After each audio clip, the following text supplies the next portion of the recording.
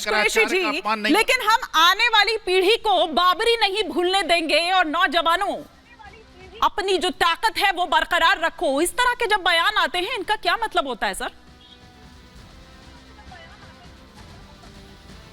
इनका मतलब ये होता है कि देश में जमहूरियत काबिज है और जमहूरियत काबिज रहते तमाम लोगों को तमाम हुकूक मिलने चाहिए, चाहे वो मुसलमान नौजवान हो चाहे हिंदू नौजवान हो, तमाम लोगों के हक हुकूक मिलने चाहिए। इसका मतलब ये होता है मानी।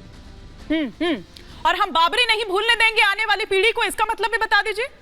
और हम बाबरी नहीं भूलने देंगे आने वाली, बिल्कुल इसका मतलब ये निकलता है कि जिस तरीके से गैर कानूनी तरीके से जो सुप्रीम कोर्ट ने कहा कि गैर कानूनी बड़ा दुर्भाग्य, एक मिनट उनको कंप्लीट कर लीजिए। हाँ, तरीके से मूर्तियां रखी गई और गैर सुनिए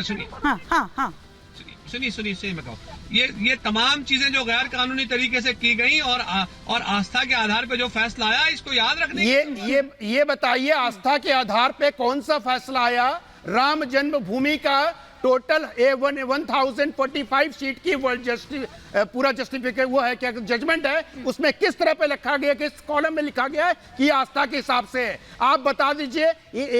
हमानी जी AIM के हो चाहे मुस्लिम स्कॉलर हो, ये सिर्फ बरगला रहे हैं, लोगों को भड़का रहे हैं। कहीं पे भी आर्टिकल में कहीं पे भी कोई डिटेल्स नहीं लिखा है कि आस्था के आधार पे ये जजमेंट दिया जा रहा है। आप बता दीजिए कितने पेज का जजमेंट आपको? दानिश जी, वैसे तो बड़ा संविधान और कोर्ट की दुहाई दी जाती है कभी कुछ ऐसे मामलों में, लेकिन अब अदालत ने वो फैसला दे दिया है, उसके 4 साल बाद भी इस तरह की बातें करके उस पर ही सवाल उठाते हुए और बाबरी थी, बाबरी है, बाबरी रहेगी, इस तरह की बातों का क्या मतलब? कम से कम उस कोर्ट के फैसले का रिस्पेक्ट तो करिए।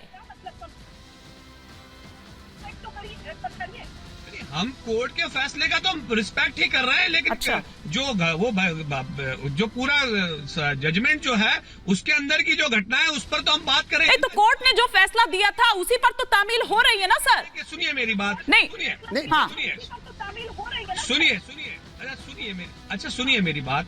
मुझे ये बताइए हिमानी कि क्या कोर्ट ने ये कहा कि जो मूर्तियां प्रकट हुई वो प्रकट हुई थी और रखी नहीं गई थी?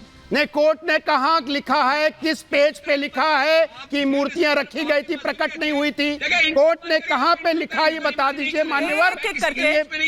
बताना पड़ेगा, ये बरगला रहे हैं। मुझे राकेश त्रिपाठी जी से इस पर जवाब चाहिए, एक एक करके। नहीं, ऐसे इंटरप्ट करेंगे तो नहीं चलेगा। नहीं ठीक है, आप अपनी बात कंप्लीट करिए, राकेश त्रिपाठी जी जवाब देंगे। हाँ, मैं आपके बीच में मैंने आपके बीच में इंटरप्शन नहीं किया, मैं अपनी बात खत्म कर लूं, फिर उसके बाद आप बोलेगा। 6 दिसंबर 1992 को जो घटना घटी वो गैर संवैधानिक थी, गैर कानूनी तरीके से मस्जिद ढाई गई, ये सुप्रीम कोर्ट ने कहा। मुझे ये बताइए, अगर वो ये गैर कानूनी तरीके से ढाई गई तो एक भी आरोपी आज तक जेल में नहीं गया और सुप्रीम कोर्ट में जाने के लिए केंद्र सरकार अपील में नहीं गई। ये सारी चीजें आपके सामने नहीं है।